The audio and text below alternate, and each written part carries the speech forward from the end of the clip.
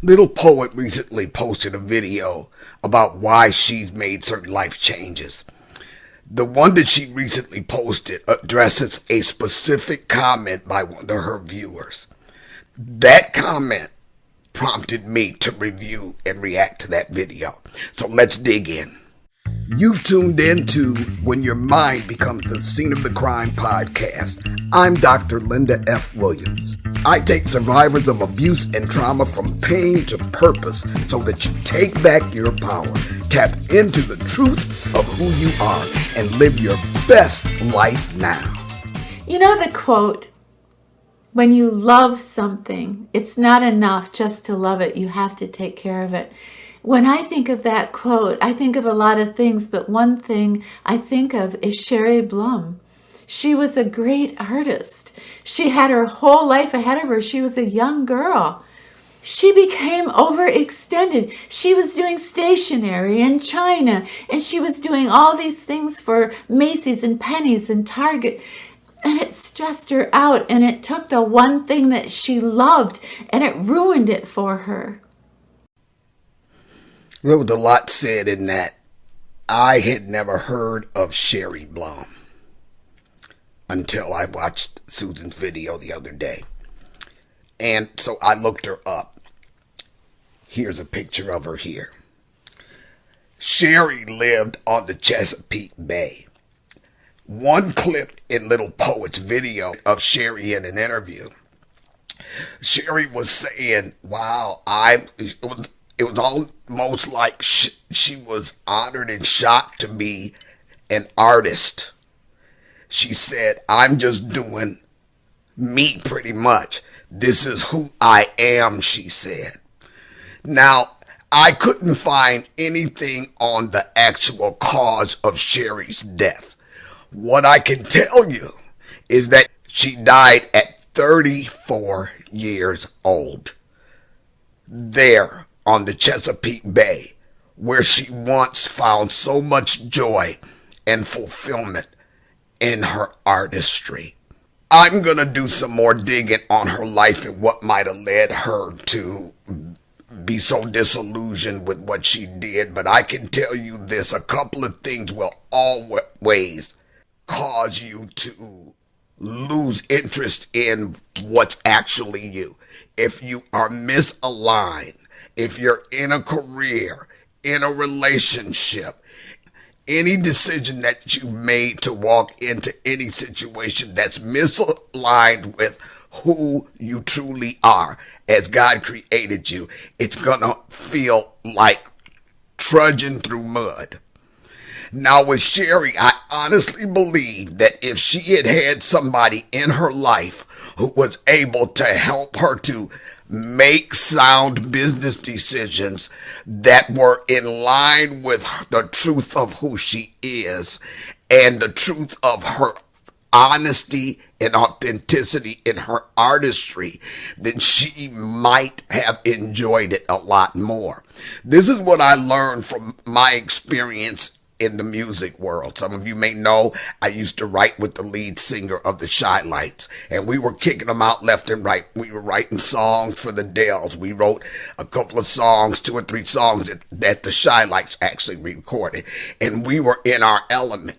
But as I began to hear rumors about things that happened and began to question him about certain things in his business, I came to realize that when we are creatives, when we have an artistry, I'm a musician. I love writing poetry. I'm a pretty good writer, right?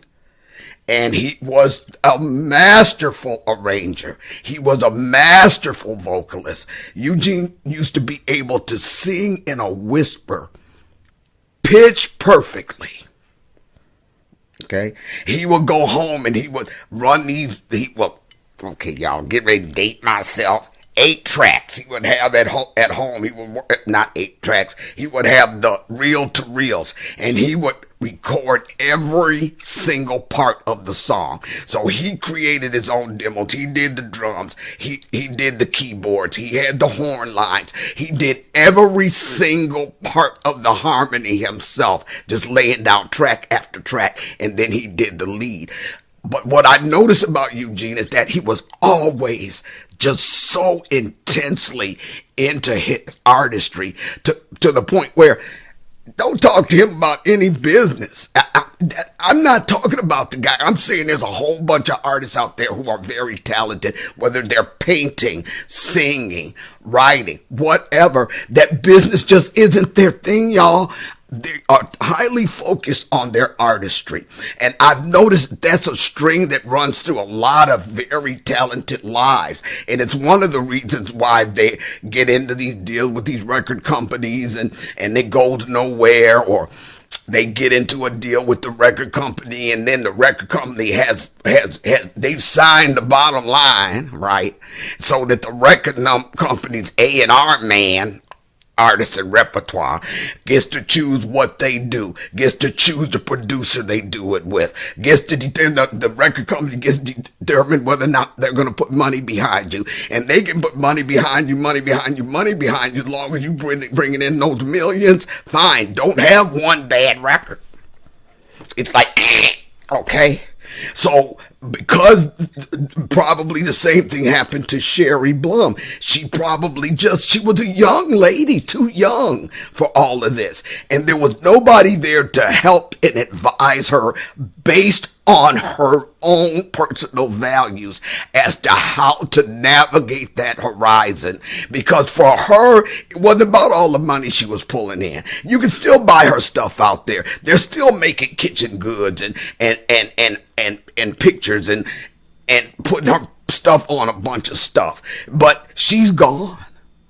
She's gone. Now, I'm saying this. I have no freaking proof of any of this. But what I kept reading was she died suddenly.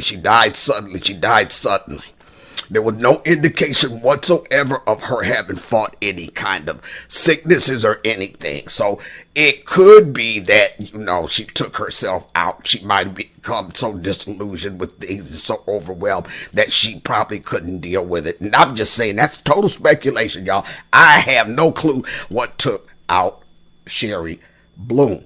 But I'm saying that could have been the situation given what Little Poet just said. So the truth of the matter is this. Know who you are. Make decisions based on your own personal values. If you have to pull that down to your top three, pull it down to your top three. Every decision you make in your life has to be driven by those three values, those main values, what's important to you. Otherwise, you will wind up totally disillusioned, depressed, and overwhelmed. Let's move on. This is a lovely city that I live in. There are beautiful museums and lovely men to meet, and there's the hustle and bustle of a big city. There's theater and culture and festivals and all sorts of wonderful things here. And I'm getting ready to move up north to be around my grandchildren. And most of you are very supportive of that, but some of you are worried. And you have actually said to me, do you understand, Susan, your grandchildren will only be around for a few years. They'll grow up, they'll go to college, they won't remember what your first name is. Holy cow. Wow. You know what? That struck me to my heart. Because in that comment, I saw so much pain. I don't know if a commenter said those exact words or not. But to me, what I heard, what struck my heart is, God bless whoever that is, because I hear nothing but disappointment, hurt, and pain. Think about it. Your grandchildren won't even remember your name. In other words, they're going to have their own lives to live, and once they get off into that life, you are persona non grata. I heard so much pain, so whoever, if somebody said it exactly like that or had that sentiment in their comment about this matter, God bless you, because there is so much pain, and I'm so sorry about what you must have gone through. Now, Susan responded, I get that. She gets that. And bless her heart, that's who she is. She's going to hear from the heart. They call them empaths, empathic people who can feel your pain. These are the greatest people to be around when you really need a shoulder to cry on, and you really, for once in your freaking life, need to know that you are heard and that you are seen. Empaths are great people because they can hear what you're saying, but it's hitting them in the heart, and they're hearing between the lines. Well, God bless you, whoever made this comment, and God bless you, Susan. I'm not going to say anything else about that at this time, because at the end, I'm going to have a special message for Susan, and I'll address that matter then. Let's move on. I saw a movie this week, and it's called The Fabelmans, and it's by Steven Spielberg. It's a movie about how he's grateful to his mother, because if it hadn't been for her, he would have quit filming when he was a young teen. And I found that so profound. I'm watching The Fabelmans, and I'm watching how Steven Spielberg brings his mother to life. She was a concert pianist, and his father was a scientist, and his father thought him filming was a big waste of time. But his mother saw the art in him, and she encouraged him. Wow. If that whole movie was about nothing but his doggone mother, it's worth it, because quite clearly what he's saying to us is that had it not been for her seeing him, you hear me? It seems to be an entire thing that's running through this reaction video is the importance of being seen, to actually be seen. Now, I'm going to give you a quick story time here. So, growing up, some of you may have heard this already, but here it is again. Growing up, I was into, I don't know, there was this speech and drama teacher that must have seen something in me, because until she came along and said, Linda, I want you to try out for forensic speech contest. Linda, I want you to try out for the play. I want you to play this in the play. I had no interest. What is what? Drama. That was all new to me, but I did it. It was great. I loved it. I lived and breathed the theater. But I had gotten into it, and I would always do real well. I'd get second place, first place. So one year, I got first place at the locals, the regionals, and then went to state semifinals and went on to compete in state. And what you would do is you would memorize speeches, or they'll give you, they'll throw out a topic, and you'd have to speak on it extemporaneously for so many minutes, yada yada. It was different levels in this forensic speech contest thing. So I remember one day my mother came to me and she said, Linda, I want you to understand that you're black, so I don't, what she basically was trying to say is, don't get hurt when you don't win. She was trying to cushion me from being hurt, because from her viewpoint, because I was black in an all-white school and generally pretty much all-white competition, she just knew that I was going to lose no matter how good I was. My dad didn't even know my mother had this conversation with me. But by contrast, he sat me down and he said, now I want you to understand something about being black, Linda, is that you have to be twice as good as the other guy to get half the recognition. Now, I want you to look at those two perspectives. You black, you're going to lose. You black, if you have to be twice as good, you are capable of being twice as good. I kind of leaned toward my dad's perspective on that, and I went ahead and went all the way to state. Now, this is two different perspectives, even though they're my parents now, two different individuals. and to people who are seeing the world through their own glasses, the lenses of what they went through. My mother once told me that my dad was militant. Now, I never saw any militant anything on this guy. Militant, okay. That's her perspective of the fact that my dad stood in the truth of being an African American guy in an all-white world. And my dad always walked with his head up. And he always had a snappy and dignified way to deal with the prejudice and the prejudicial statements that were said to him on his job or whatever. But my dad walked in the pride of who he was. He was bringing me home things like Before the Mayflower. Book this thick, like paperback. I'm 9 years old. Am I really going to read that? No. All kinds of things by African American authors from the 30s and the 40s. He was giving me that kind of literature. And I remember there was this little magazine called the Jet Magazine. If you're African American, you remember that. It was part of our lives. At the middle section, it would always have different African Americans in the world who were doing things notable, had professions that were notable. He always brought that home to me and told me to read that section. 9, 10 years old. So my dad's perspective was, just because somebody sees you as inferior, that does not mean that you are inferior. And if you see yourself the way I see you, Linda, your capabilities in all your blackness, then that won't deter you. But my mother was, yeah, you're black, yada, yada, yada. I ain't mad at her, okay?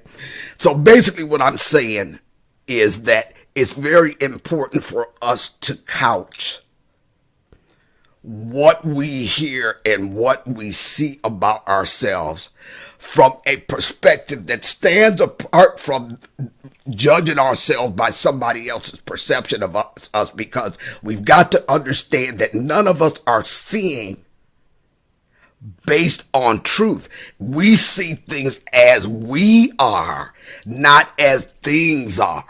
And there's always that tainted aspect of how somebody views you, views your life decisions, views your capability. That's why it's good to remember in your head, I'm never going to judge myself by somebody else's opinion of me. And if you have a caregiver, a parent, whoever raises you during your formative years, we have to always remember that they are raising us out of their own unresolved pain. Okay? And so thus the different perspective of Spielberg's dad as compared to his mother. Let's move on. And somehow I always thought that to be that great mother, you had to be perfect.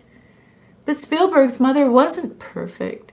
She left the family for another man, a man that she loved. And it hurt the family so deeply. But at one point she said to her son, "You don't owe anybody your life. Because if you turn over your soul and your art and your life to please someone else, you're a shadow, a mere shadow of yourself, and you're no good to that person or anybody. You don't owe anybody your life."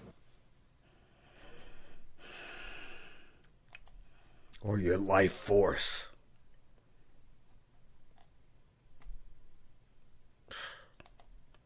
Okay, you guys, I know I sound like I'm beating a dead horse, but you know what? So be it.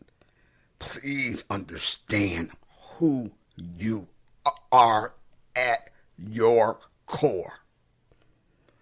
Understand that all of who you are at your core is lying under layer after layer after layer of pain, trauma, abuse. Understand that no matter how much is piled on who you truly are is etched in eternal stone, and it's in there. If it's down to an ember, a fire can be lit by it. Basically, what Susan was saying, she got out that movie, is look, you cannot sell yourself out to what we talked about in the last clip, somebody else's tainted perspective of your destiny, somebody else's tainted perspective of your talent, skills, abilities, creativity. Somebody else's, because those people who are seeing through traumatized glasses, okay, are incapable of seeing you, who you are, the depth of who you are, because they need to be scrambling through the pain and the healing process so that they can get down to truly who they are. It's out of their past pain that they are seeing you. But you're responsible for your purpose, your calling, and utilizing to benefit others every talent, skill, and ability God put in you before you got here. And like she said, that woman wasn't perfect. You know, I guess, I don't know what kind of relationship she had with her first husband, but, you know, I mean, she was probably back in those days a marked woman. How dare you leave your family? How dare you? You aren't worth the skin you printed on because you made a decision for who you are. Now, I'm not advocating people breaking up their marriages or anything like that. But I'm going to the core of everything that keeps coming out in this reaction video. The core of who you are. Because unless and until you lean into that, you will always be misaligned with your destiny and your purpose and your calling. And you won't find true meaningfulness in what you do and peace in your heart. Let's move on. In our society, it's really not encouraged to be an artist, is it? You have loving parents and they're going to tell you, you know, learn to be a teacher, a scientist, a lawyer, a doctor, anything, but put down the guitar, put down that camera, be normal. And they will take the artist that you have inside you and they will persuade you to give it up. That's why I kept going back to that quote. It's not enough just to love something. You have to take care of it.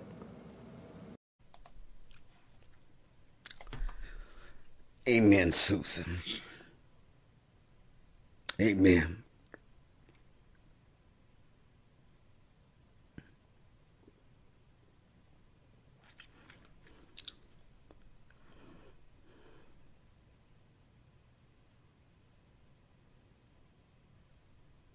I talk about this a little bit in the book about how trauma's designed to keep you off your path of purpose and shut down every aspect of your creativity. And as if trauma wasn't enough in our lives to do that. Sometimes the fact that we're being raised by traumatized people will add to that because they won't see us. And because of the trauma they went through, they are incapable of seeing us. It's not like they decided one day, oh, I'm going to make this child's life hell because I'm mad. No, they're incapable as long as they're still sitting in that trauma of loving us and seeing us and even having the ability to nurture us the way that we need to be nurtured. So what we do is we get angry at our families of origin, angry at the person who did us wrong, yada, yada. And I ain't mad at you. Been there, done that, got the t-shirt and wrote the book. But at some point, we have to turn internally to what all that wrong did to us so that we can walk ourselves through that and become fully who God created us to be in spite of that. And unfortunately, when people do us wrong and when people hurt us, then the repercussions and the aftermath are ours to bear, and the responsibility of walking through the healing and choosing better is all on us. I'm not saying it's fair, it's just the truth. Now, a lot more I want to say about this. I'm going to save it to the section where I've got things to say to Susan. Let's move on.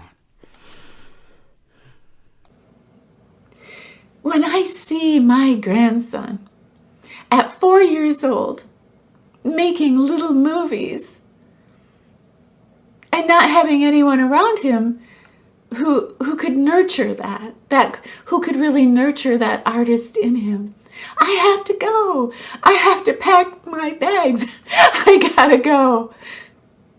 Amen. Amen. You know what, Susan? It gets deeper than that. It's even deeper than that. Okay? That's your destiny calling you. Think about it. That's why you've been thinking about, oh, I want to get me a little house, yada, yada, for me and Desi for 2 years, if not more. And the very reason why that has not come to fruition yet is because you were looking in the wrong geographical area. That your destiny is calling you up north. And when you get there, I was going to try to save some of this, but I got to give you this now. So you get there, everything's going to unfold. I see you getting the little house you want. It's going to be so perfect. When you walk in this house, you're going to know it. There will be no doubt in your mind that this is where you're supposed to be. Because it's been waiting for you. The universe has been pulling things together, making things prepared for when you get there. Your life is going to go so much smoother, and I could be wrong on this. I'm going to try not to say this, but the man of your dreams will walk across your path of purpose as you go, as God is calling you to your grandson. You mark my word. This is how it works, y'all. Now, I'm off Susan, so I'll get back to you in a minute, Sue. Look, y'all, everything you need to fulfill your purpose, and trust me, there's something that has lived through all of the pain and trauma within you. A dream, a desire, something that you know you just have to do. And when you walk through your path of purpose, the healing is on that path. Now, this is what we do. We're born, we got everything we need, and we go along, and we might be on our path of purpose, but bam, here comes life knocking us off our path, right? So what do? We jump up, daze, brush our clothes off, and step it off. But we don't know that we're stepping in the wrong direction. And so when things of our purpose and destiny are concerned, they're back there on our path of purpose. It's almost like there's a big universal blanket full of all the resources you need to fulfill your purpose on earth. But that blanket is hanging somewhere along your path of purpose. The man of your dreams, everything that you need. Everything you need is there. So once you realign with your path of purpose, along which is all the healing from the trauma, that everything that your heart's desire that were put in you, your heart's desires that are tied to your destiny are right there. And all we have to do, we don't have to focus on, I got to get this money, I got to get these clients, I got to get a date, I got to get a man. No. What you got to do is give in and submit to the healing process, because that's what realigns you onto your path of purpose, where all that stuff already is. And that's, Susan, that's what you're getting ready to do. Let's move on.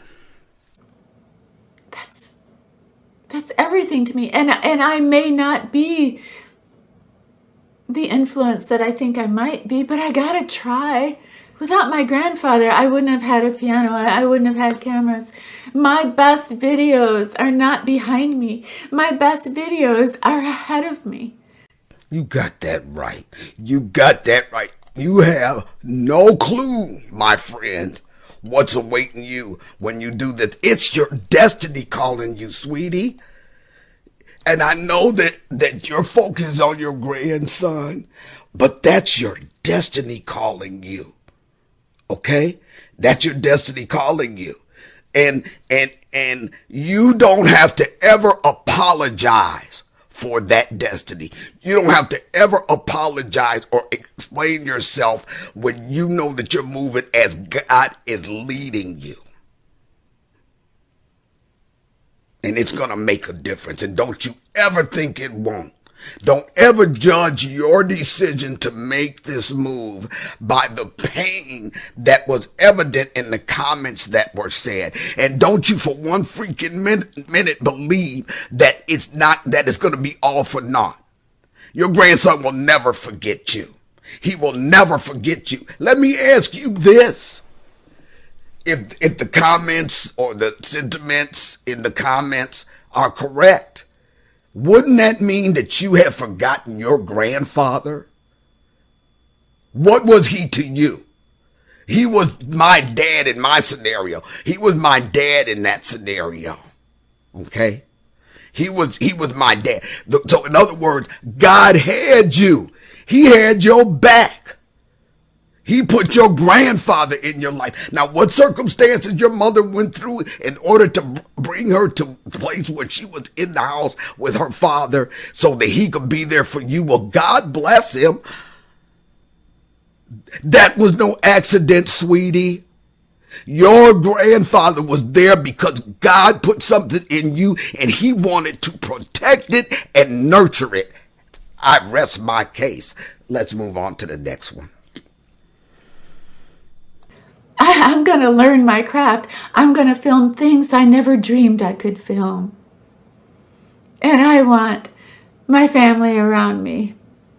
And I want little Wyatt around me. I want to see what he films. Me too.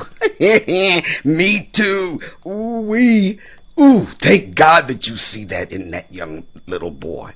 Thank God that you see that, because in Wyatt's life, you are your grandfather. You are what your grandfather was in Wyatt's life. Now let me take you back, Susan. Let me take you back. I understand that you found out that you found who your father was, and it was too late. He had passed away. And in one of your videos, you talked about the love story that brought your mother and this man together. You've also spoken in some of your videos about how your mother was this jazz chartreuse, that she could command that stage and she would sing, and you've seen her in situations where you knew that was everything she was, just like Sherry Bloom said that I'm doing me, this is who I am. That's what was going on with your mother. But what I want you to see is that your mother had a broken heart. I don't know the details of none of that. I'm telling you intuitively, your mother had a broken heart. And it separated her from that aspect of who she was. Kind of similar to how Sherry Blum got separated from herself in the middle of all the business, the busy work, yada, yada, yada. First of all, if she really loved your father, that's heartbreak. Then the next thing is now she's broken up with your father, heartbreak. And apparently there were other decisions that she made where she couldn't go back and really fulfill that dream. And so apparently she was not encouraging you. This is bringing me to something very, very sensitive here, so just bear with me. Now, you talk about the fact that your first child you had to put up for adoption. I don't know the story between you and your mother in that, whether your mother had anything to do with that, but I've got a feeling that what she was seeing as you, as that 15-year-old girl, were going through is that she probably saw, oh no, another broken dream. She thought that this was the end of your talents and you're being able to live the life and enjoyment at a performer that she could not live. Now, if indeed that's what she was seeing in that situation with that child, then she was heartbroken again. But see, the thing with our parents, Susan, is that they didn't talk about that pain. They didn't talk about it to the point where they didn't totally understand how it was driving every decision they made in their lives. And then their children were raised by that trauma. Okay? So that's the first thing. The second thing, we already talked about, your grandfather was there to pick up those pieces. Okay? But now I want to talk to you. Follow me. Let's go back to that hospital room where they first put your son, your second born, in your arms. And you said in one of your videos that you felt so good because nobody could take this from you. Nobody was going to cause you to be separated from this baby. And I don't know what promises you made to yourself and to that child in that moment, but those promises live on and they are not broken. They are not broken. Okay? Now, I don't know if your mother ever had another child before you, but I keep picking up something similar to that. I don't know what that is. But if she had been through something similar, then you would be the child that your son, second son, was to you. She probably held you and made certain promises. Okay? So I want you to understand that in that moment when you held your son, came the opportunity for you to break generational traumatic curses. Okay? And I would venture to think that some of the promises you made to yourself and to your child in that moment may have been along those lines, because that's destiny string running through your life. Now you've got these grandchildren, right? And in one of them, you're seeing the same creativity that was shut down in your mother, the creativity she thought was going to be abandoned when you had your first child, right? What you see in your grandson now walking around with that camera, God's pulling you. God's pulling you to be your grandfather in his life. Now, this is going to be your challenge, though, Susan. As you move forward, what's going to make all the difference is everything you can teach him that'll keep him from making the wrong decision like Sherry did. All the things you can teach him about who he is, and understand that what's most important is being true to himself, and that he would always be guided by certain values in his life. And then long after you're gone, that will guide his life. So how in the world could he ever forget your name? Because the words and the relationship you build with him will go on forever, ever and ever and ever. And your prayers for your children and your grandchildren will go on forever and ever and ever. So don't you ever step back from sharing the pain that you've been through. Remember that situation you went through when you were all excited about you had this deal with the record company, and then you got there, and then they were trying to mold you into something you weren't. They weren't seeing you. They weren't seeing you. It's that same old crap. I think you dodged the bullet there. I think you dodged the bullet. And I know that was a painful experience. And I know you had to be feeling badly about yourself and maybe believing the negativity that they were putting towards you. But they weren't seeing you, sweetie. They weren't seeing you. Okay? And so you dodge a bullet, but this is what I want you. You teach those lessons to your grandson. You teach him those things. Don't ever be ashamed of your past in any aspect, because God will lead you in conversations and building a relationship with your grandchildren that he's going to lead you to talk about some of those things. And are you going to be able to tell the stories you think are too true to tell? It's going to make all the difference as to breaking generational trauma off your family. You are your mother's, your grandfather's, your biological father's legacies. And where some of those people couldn't walk through that trauma and realize the fullness of what God called them to do, you're the breathing, walking, living legacy that will flip the script on that. I rest my case. Always remember, you guys, that your greatest power is realized in the truth of who you are. Know that truth. Thank you for joining me today on When Your Mind Becomes the Scene of the Crime podcast. Schedule your free breakthrough session now at lindafwilliams.com. That's lindafwilliams.com.